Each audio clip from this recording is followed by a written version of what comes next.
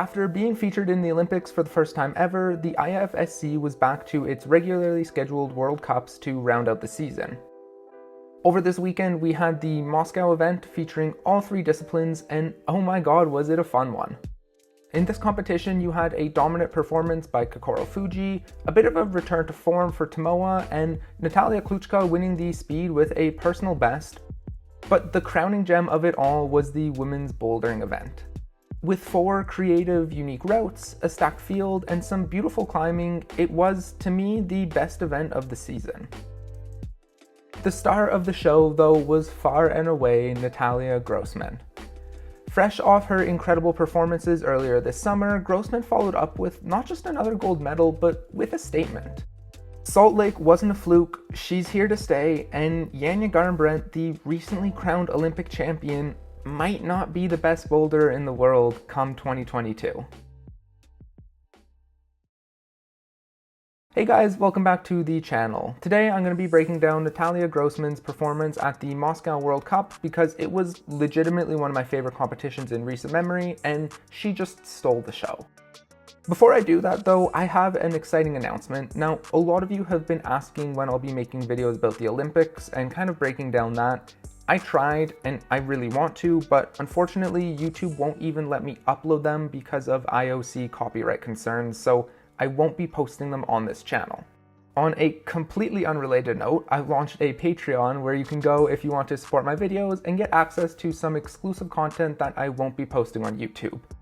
I can't say exactly what that content is, but go to the link in the description if you want to check it out, and I appreciate any support you guys give me. So, on to the competition. I want you all to know that when I started scripting this video, I meant for it to be an analysis of the Moscow bouldering, both men's and women's.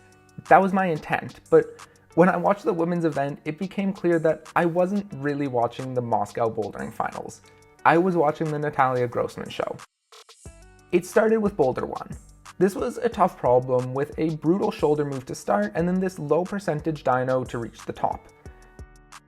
I gotta give a shout out to BROOKE RABOUTOU for breaking the beta with her toe hook and Andrea Kuman for this cool save, but right from the start it was clear that Natalia was just on a different level. Off the starting holds, she used this hand-foot match to help with the shoulder press, and then when it didn't stick, she just guessed on the move anyways.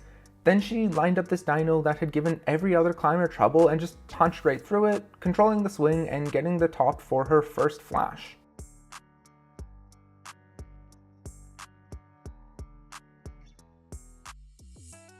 Problem 2 was a compressy slab route with more tough shoulder work and slippery feet. Again, Brooke had a really cool finish here, and I have to include this kick by Elena Krasovskaya to get the top because it was some really creative climbing. This is also a good time to talk about CAMILLA MORONI because she put on such an incredible performance in the event.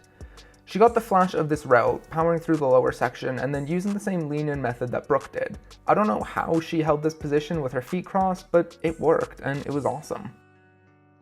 Next up was Natalia.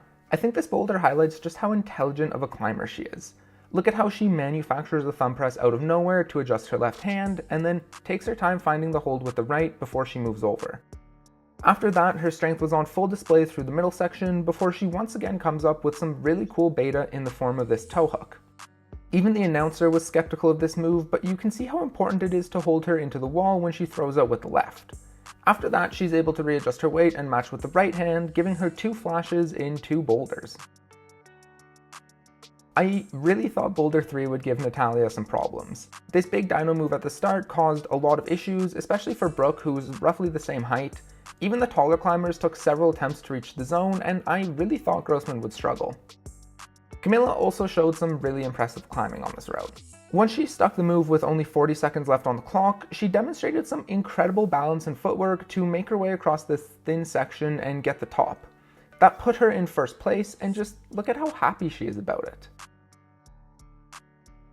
With CAMILLA having 3 tops, the pressure was on Natalia as she walked out. At first she struggled with this dyno, but just look at her slowly figuring out the timing. It's like watching an algorithm learn. She does a couple of attempts that don't work, locks in the rhythm, and then she sticks it on her 4th go with the help of some crazy finger strength. From there, it was smooth sailing to the top, and Natalia Grossman headed into the final boulder with 3 tops in 6 attempts. She was well in the lead, and really at this point the competition was hers to lose.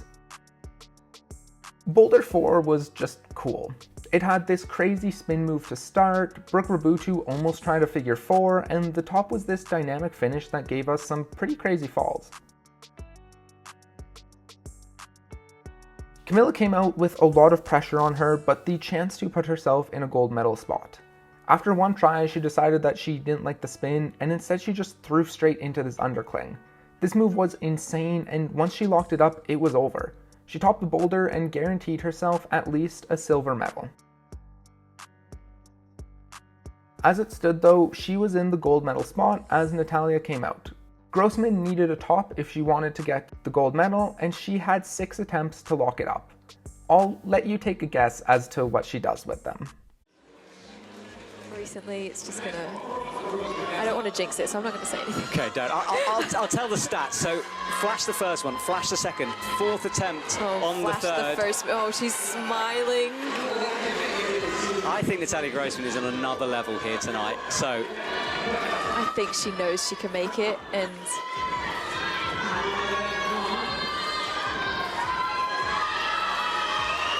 Up she goes into the zone hold, locks it off powerfully up to the sloper. Now we'll look for this little kick and a flick.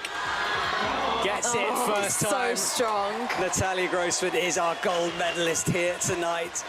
I'm not even exaggerating when I tell you guys that my jaw dropped watching this. It wasn't so much the fact that she got the boulder or even that she flashed it, it was how casual she was.